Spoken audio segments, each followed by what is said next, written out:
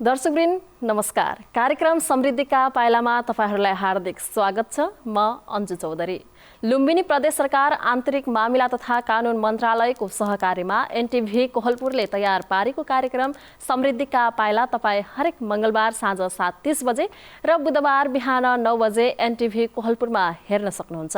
साथै यो कार्यक्रम एनटिभी न्यूजमा हरेक बिहीबार साँझ 7 बजेको समाचारपछि पनि प्रसारण हुने गर्दछ। यस कार्यक्रममा हामी प्रदेश सरकारले गरेको विकास निर्माण, अघि सारेका नयाँ योजनाहरू लगायत शिक्षा, स्वास्थ्य, रोजगारी र सम्भावना लगायतका विषयमा केन्द्रित रहेर चर्चा गर्ने गर्छौं। दर्शकवृन्द, सुरुमा लागौं आजका विषयवस्तुतर्फ।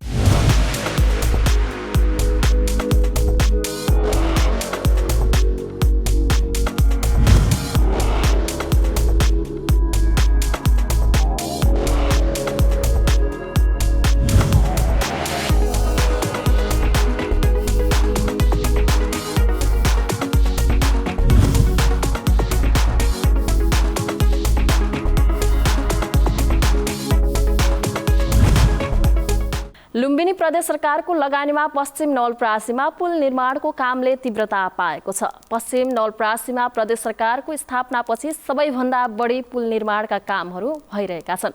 विभिन्न समयमा लकडाउन र निषेधाज्ञाका कारण रोकिएको पुल निर्माणको काम अहिले भने प्रदेश सरकारको सहयोगमा धमाधम सम्पन्न भइरहेको छ।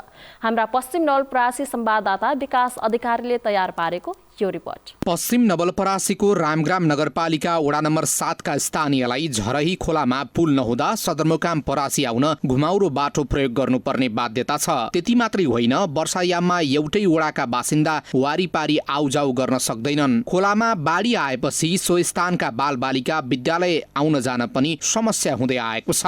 यिनै समस्यालाई मध्यनजर गर्दै लुम्बिनी प्रदेश भौतिक पूर्वाधार विकास मन्त्रालयको लगानीमा पुल निर्माणको काम सुरु भएपछि भने स्थानीयमा खुसियाली छाएको छ।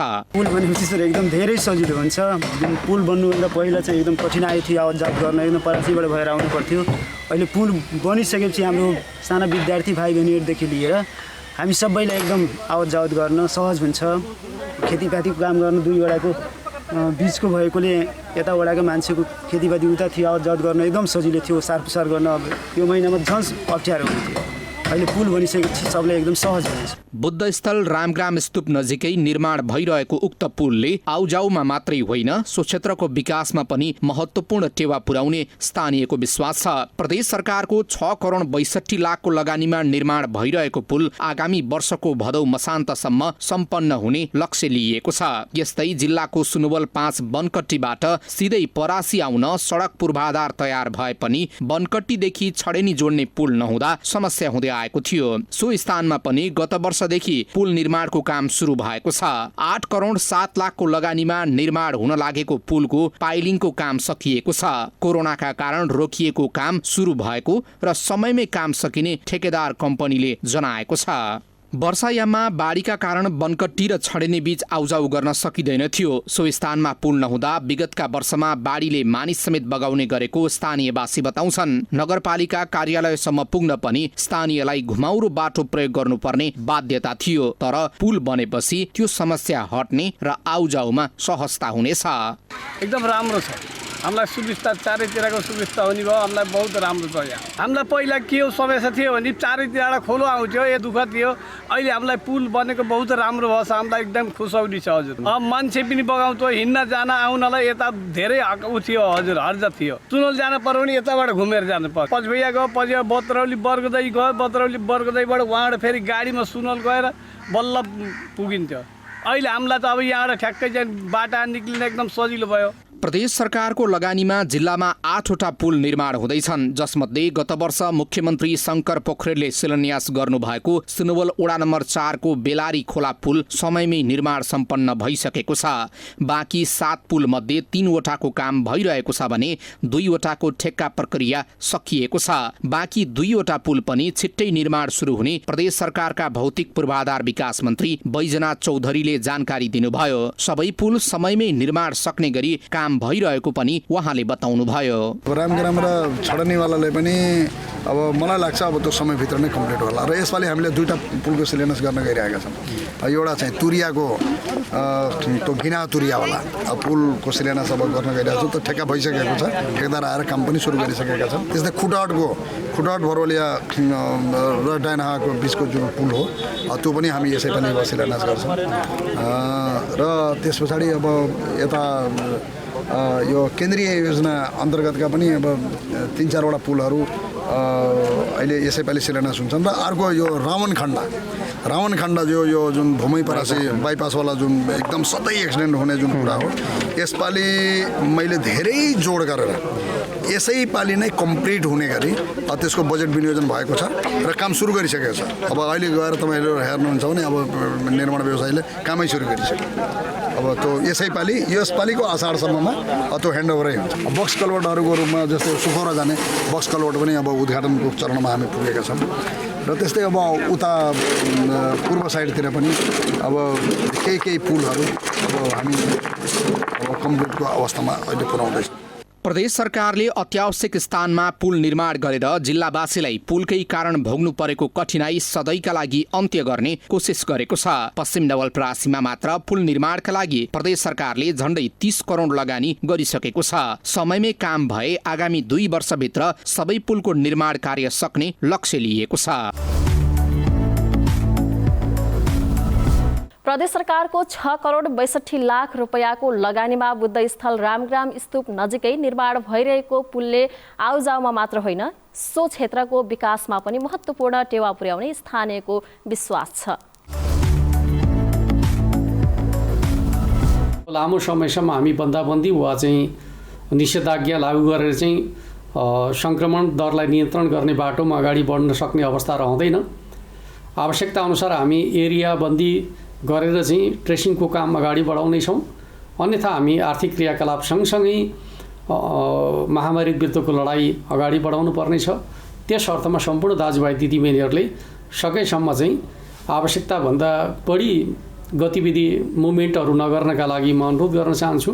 घर बाहिर निक्लनु पर्दाखेरि अनिवार्य रूपमा स्वास्थ्य सुरक्षा मापदण्ड प्रयोग गर्ने, मास्क लगाउने र कुनै पनि वस्तुलाई छोइसकेपछि, सार्वजनिक स्थानका वस्तुहरूलाई छोइसकेपछि सेनिटाइज गर्ने वा चाहिँ साबुन पानीले हात धुने जस्ता मापदण्डहरू प्रयोग गर्ने र एकअर्को व्यक्तिबाट चाहिँ निश्चित दूरी बनाएर चाहिँ संवाद गर्ने खालको तरिका प्रयोग गर्यो भने यो महामारी विरुद्ध हामी आफूलाई सुरक्षित गर्न सक्छौँ।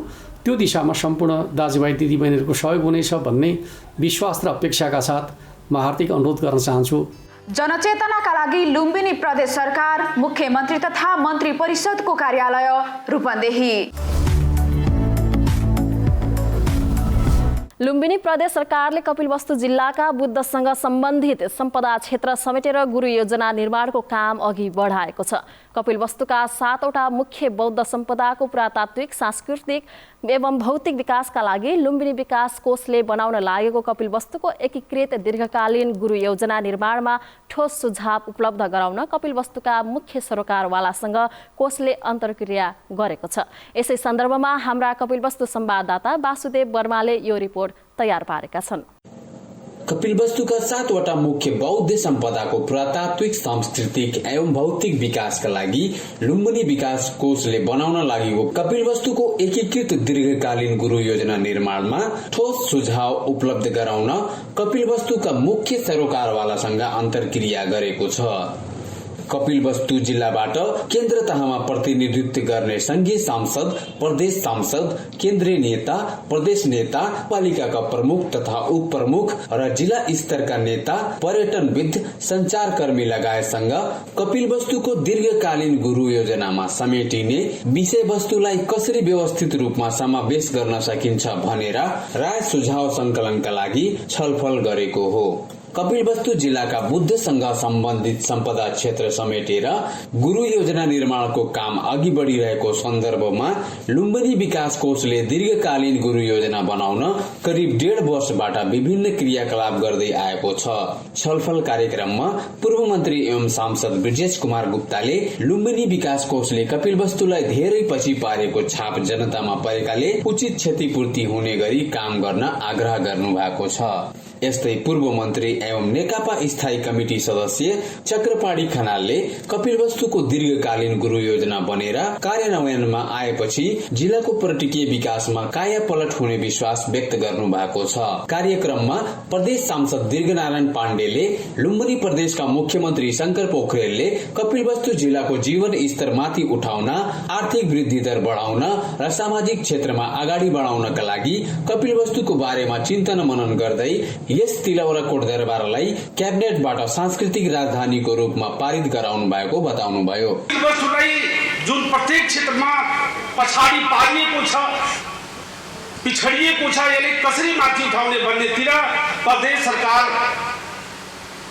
मुख्यमन्त्रीज्यूले विशेष चिन्तन र मनन गर्दै अगाडि बढिराख्नु भएको छ। अहिले भन्नुपर्दा जुन प्रदेशको राजधानी तोक्ने विषयवस्तुमा कपिलवस्तुलाई नै यसको जीवन स्तर माथि उठाउनको लागि, आर्थिक वृद्धि दर बढाउनको लागि, सामाजिक क्षेत्रमा अगाडि बढाउनका लागि सांस्कृतिक राजधानीको रूपमा तिलौराकोटलाई क्याबिनेटबाट पारित गरी अगाडि बढाउनु भएको छ। त्यसकारण म यहाँहरूलाई के भन्न चाहन्छु कि जुन अहिले गुरु योजनाहरू अगाडि आएका छन्, यसमा प्रदेश सरकार पनि लुम्बिनी विकास कोषको साथमा रहेको हुँदा यसमा हामीहरूलाई के भूमिका खेल्नुपर्छ, के गर्नुपर्छ, हामी सबै आफ्नो प्रदेश सरकारको तर्फबाट हामी तयार छौं। यस्तै प्रदेश सांसद विष्णु पन्थीले भारतमा रहेको नक्कली कपिलवस्तुमा भारत सरकारले विभिन्न पूर्वाधार निर्माण गरिरहेकाले लुम्बिनी विकास कोषले यस क्षेत्रमा तत्काल निर्माण कार्य थाल्नुपर्ने बताउनु भएको छ। हाम्रो केही किलोमिटर भित्रै नक्कली कपिलवस्तु, आज कपिलवस्तु म्युजियम, सिद्धार्थ युनिभर्सिटी, कपिलवस्तु दुनियाँ चिज कपिलवस्तु यसरी चाहिँ विकास हुँदैछ भने त्यो विकासको गतिलाई चाहिँ हामीले हाम्रो च्यालेन्ज गरिरहेको छ। यसर्थ हामीले यसलाई छिटो गरौँ र म लुम्बिनी विकास कोषलाई अब लुम्बिनीमा बसेर होइन, यो सबै चिज गर्नको लागि एउटा तत्कालीन रूपमा एउटा अफिस चाहिँ खास गरी इन्जिनियरिङ क्षेत्रमा यो निर्माणको काम गर्ने गरी एउटा अफिस यहाँ सारोस् भन्ने कुरा म आग्रह गर्न चाहन्छु। सांसद धर्मबहादुर लाल श्रीवास्तवले ओझेलमा पारिएको कपिलवस्तुलाई यो योजनाले जिल्लामा पर्यटकीय क्षेत्रलाई चमत्कारिक विकासका लागि मद्दत पुग्ने बताउनु भएको छ। कार्यक्रममा विज्ञका तर्फबाट अनिल चित्रकारले 2600 वर्षको इतिहासलाई सामाजिक र आर्थिक विकाससँगै अगाडि बढ्नुपर्ने विषयगत अवधारणा राख्नु भएको छ। अब हामी यहाँ कुरा गर्छौं 2600 वर्षको इतिहास, तर त्यो 2600 वर्षको इतिहासलाई हामीले के गर्छौं त पछाडि हेर्ने झ्याल, त्यो सानसानो झ्याल हो। तर सामाजिक र आर्थिक विकास भनेको अगाडिको ठुलो झ्यालबाट हेर्नु पर्यो। अनि के हामी गर्न सक्छौं, के सम्भव छैन, यहाँ के भयो भने असफल हुन्छौं, त्यो हेर्दै अगाडि बढ्ने हो। लुम्बिनी विकास कोषका उपाध्यक्ष अवधेश कुमार त्रिपाठी भिक्षु मैत्रीयले अबको 3 वर्षमा लुम्बिनी गुरु योजना पूरा हुने भएकाले कपिलवस्तु गुरु योजनाको काम तीव्र पारिने आश्वासन दिनु भएको छ।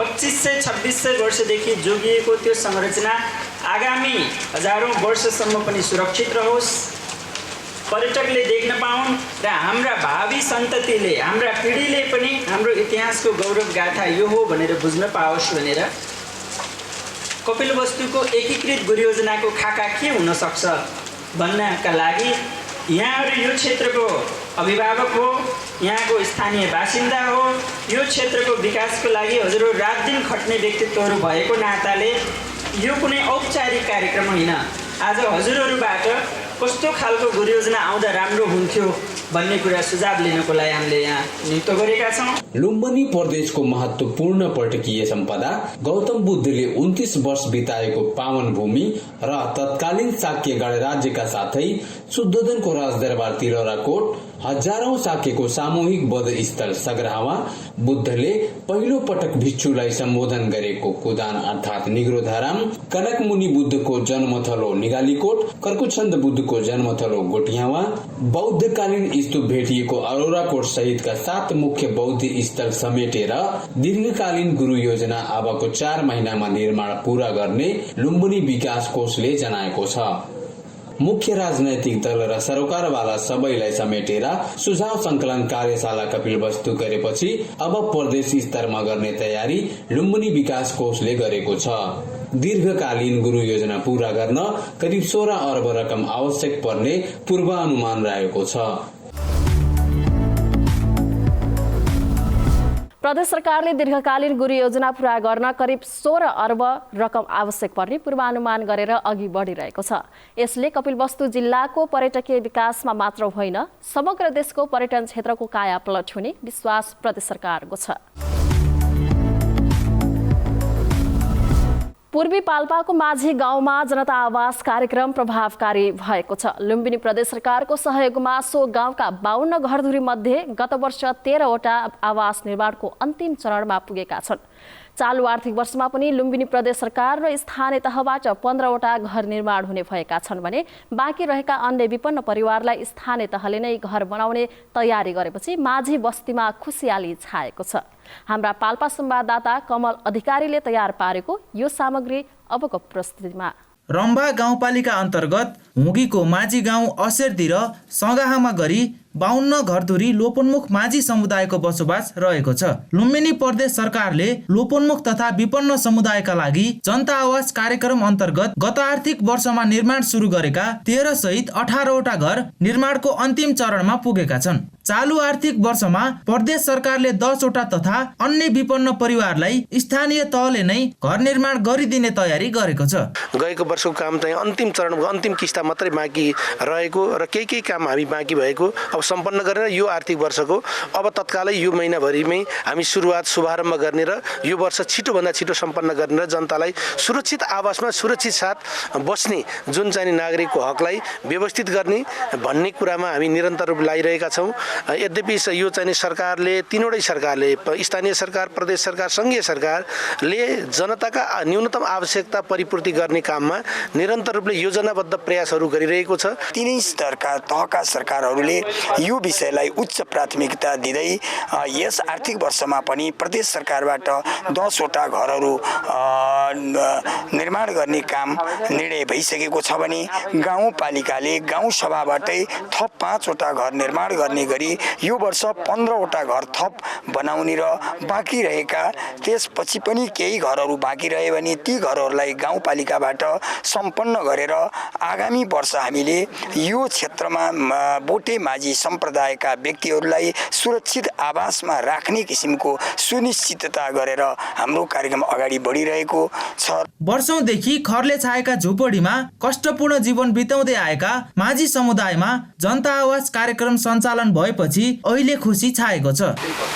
पहिला एकैठाउँ बसेको थियौँ त्यस्तै थियो कि अहिले राम्रै घरमा बस्यौँ र बाख्रा कुखुरा धुलो माटो त्यो खानामा पर्दा र बाहिर त्यहीँ पनि नअटाएर बाहिर राति सुत्ने बेलामा धोती बारेर पिँढीमा बस्ने सुत्ने पाहुना बाछा आउँदाखेरि अर्काको घरमा सुताइदिनुहोस् न आज राखिदिनुहोस् भन्न पर्ने स्थितिमा यहाँ चाहिँ नि यतिको सरकारले सम्बोधन गरेकोमा धेरै धेरै खुसी पनि छन् यहाँका बस्ती समाज र म पनि यहाँसम्म यति काम गर्न सकेकोमा धेरै खुसी लाग्छ। घर त अब नसकुन्जेल के गर्ने त्यसैमा निर्वाह गरियो कुखुरा बाख्रा मान्छे सबै पाउनु पाएको छ अब त्यहीँ बसियो के अरे अब पछि अब यता नि अब बनाउँदै गयो अब के अरे आज भोलिको चाहिने जुग जमाना अनुसारको चाहिने कोठाहरू चाहिँदो रहेछ।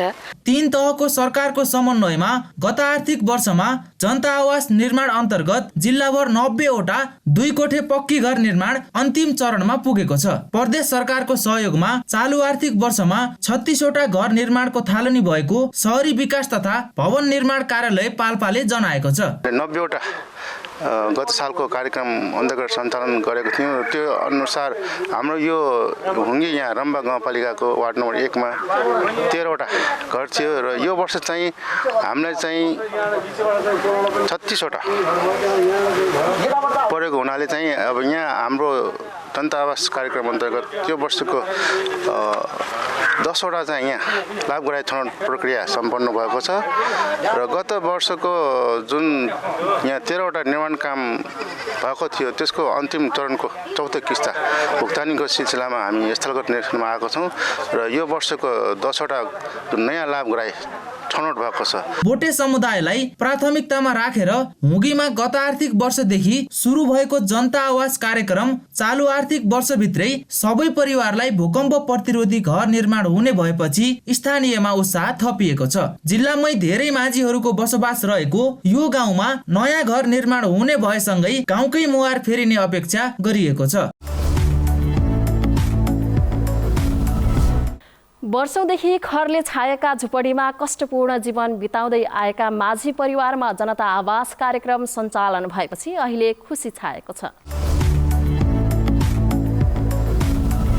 चढ्दा झर्दा एक आपसमा टच नगर्ने, सेनिटाइजरको अनिवार्य प्रयोग गर्ने, मास्कको अनिवार्य प्रयोग गर्ने, निश्चित स्टेसनहरूमा मात्रै यात्रुहरूको खानपिन व्यवस्थापनमा अग्रिम सूचना जारी गर्नुपर्ने, चालक र सहचालकले दूरी कायम भएको स्थिति र त्यहाँ यात्रुहरूलाई यो बारेमा अग्रिम जानकारी सूचना र यात्राको सम्पूर्ण नोट जारी गरेर कोभिड पछाडिको नयाँ जीवन पद्धति, नयाँ यात्रा पद्धति स्थापित गर्नका निम्ति म सबै यातायात व्यवसायी यात्रुहरूलाई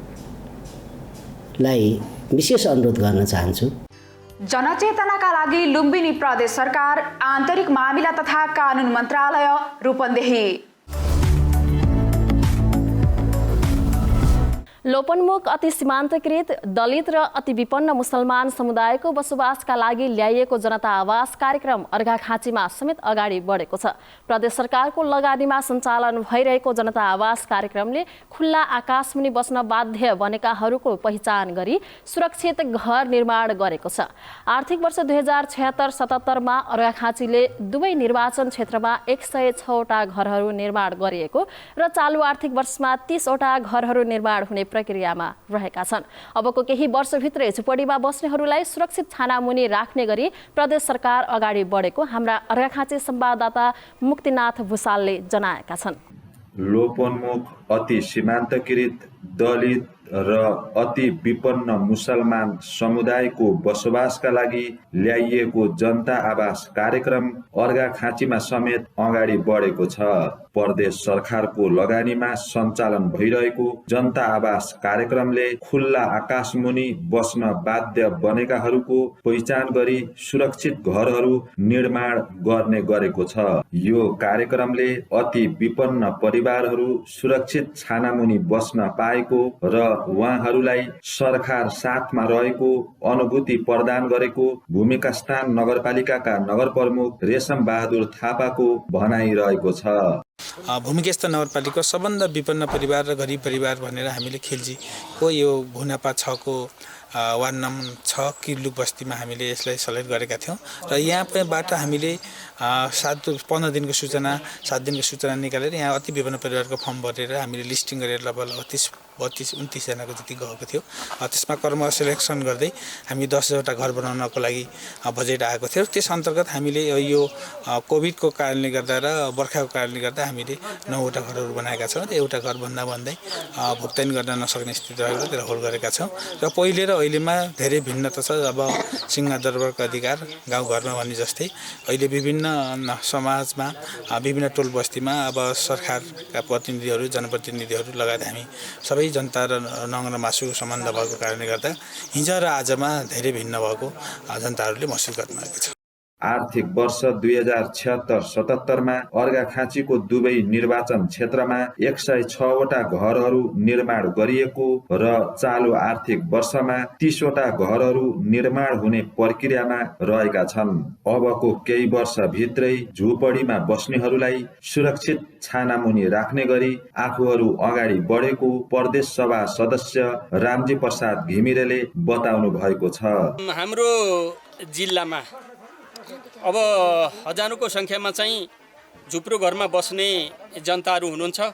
हामी निरन्तर यो कार्यक्रम सञ्चालन गर्दै निकट भविष्यमै सबै दलित समुदायका र झुप्रोमा बस्ने अन्य समुदायका मान्छेहरूलाई पनि एउटा सानो पक्की घरमा चाहिँ बसोबास गर्ने व्यवस्था गर्दैछौँ। हामीले त्यसको निम्ति हामी आफ्नो ठाउँमा चाहिँ प्रयत्नशील छौँ। प्रदेश सरकारसँग हामीले त्यही ढङ्गले चाहिँ लबिङ गरिरहेका छौँ, कुराकानी गरिरहेका छौँ र मागहरू गरिरहेका छौँ। हामी निकट भविष्यमा चाहिँ 2-4 वर्षभित्रमा हामी चाहिँ सबै अर्घाखाँची जिल्लाका चाहिँ झुप्रोमा बस्ने जनसमुदायलाई टिनको छानोमुनि र गाह्रो भएको घरमा चाहिँ स्थानान्तरण गर्नेछौँ। यसमा हामी सफल हुन्छौँ। जम्मा 6वटा स्थानीय तह रहेको अर्घाखाँचीमा जिल्लाको भूमिका स्थान नगरपालिका बाहेकका अन्य पालिकाहरूले प्रदेश सरकारको बजेटलाई व्यवस्था गरेको र समयमा सम्पन्न गर्नका लागि अपेक्षाकृत सहयोग नपुर्याएको प्रदेश सभा सदस्य रामजी प्रसाद घिमिरे बताउनुहुन्छ। अब कतिपय पालिकाहरूले चाहिँ प्रदेश सरकारको बजेट जुन पालिकाबाट चाहिँ खर्च हुन्छ त्यसलाई समयमा चाहिँ खर्च गर्ने प्रक्रियामा लिएर नजाने, उपभोक्ता समिति मार्फत काम गर्ने हो भने उपभोक्ता समितिलाई गठन गर्ने, बोलाउने, सम्झौता गर्ने र काम गराउने, समयमा सम्पन्न गर्ने गरी, अथवा टेन्डरको प्रक्रियाबाट चाहिँ सम्पन्न गर्नुपर्ने हो भने समयमै टेन्डर गरिदिने र अनि काम चाहिँ सम्पन्न गरिदिने गर्नु पर्थ्यो। कतिपय पालिकाहरूले चाहिँ प्रदेश सरकारको चाहिँ बजेट समयमा खर्च गर्ने र राम्रो गरी चाहिँ त्यसलाई सम्पन्न गर्ने कुरामा उदासीनता देखाएका छन्। तर यो भूमिका स्थान नगरपालिकाले त्यस्तो चाहिँ गरेका छैन। यसले प्रदेशबाट आएको बजेट पनि र सङ्घबाट आएको बजेट पनि समयमा चाहिँ कार्यान्वयनको प्रक्रियामा लग्ने र राम्रो गरी अनुगमन गरेर सङ्घ र प्रदेशका बजेटहरूलाई पनि समयमा सम्पन्न खर्च गर्ने र योजनाहरू समयमा सम्पन्न गर्ने गरी चाहिँ नगरपालिकाका साथीहरू अगाडि बढ्नु भएको छ। यो भूमिका स्थानको बारेमा अहिले गुनासो गर्नुपर्ने कुनै ठाउँ छैन। तर अरू कतिपय गाविसले चाहिँ माथिल्लो सरकारका बजेटहरूलाई कार्यान्वयन गर्ने कुरामा अलिकति चाहिँ उदासीनता देखाउने काम चाहिँ गरेका छन् र ती गाविसहरूलाई हामीले चाहिँ अथवा ती पालिकाहरूलाई हामीले नगरपालिका अथवा चाहिँ गाउँपालिकाहरूलाई अथवा वडाहरूलाई चाहिँ हामीले सचेत चाहिँ गराएका छौँ। जनता आवास कार्यक्रम अन्तर्गत छनौटमा परेका घरहरूले कन्टिजेन्सी कटाएर रु 3,36,000 निर्माण समितिबाट प्राप्त गर्ने र सो रकमबाट दल्यानसहित 2वटा कोठा, पक्की गारो एवं सुरक्षित छानाबाट निर्माण सम्पन्न हुने गरेको बुझिएको छ। जनता आवास कार्यक्रमका कारण अति विपन्न परिवारहरू सुरक्षित छानामुनि बस्न पाएको र प्रदेश सरकार साथमा रहेको अनुभूति भूमिका स्थान नगरपालिकावासीहरूले गरेका छन्। हवस् त दर्शकवृन्द, आजका लागि कार्यक्रम समृद्धिका पाइला यति नै। अर्को हप्ता नयाँ विषय वस्तुसहित उपस्थित हुने नै छौँ। कार्यक्रम उत्पादनमा सहयोग गर्ने सम्पूर्ण सहकर्मीहरूसँगै मलाई पनि बिदा दिनुहोस्। नमस्कार।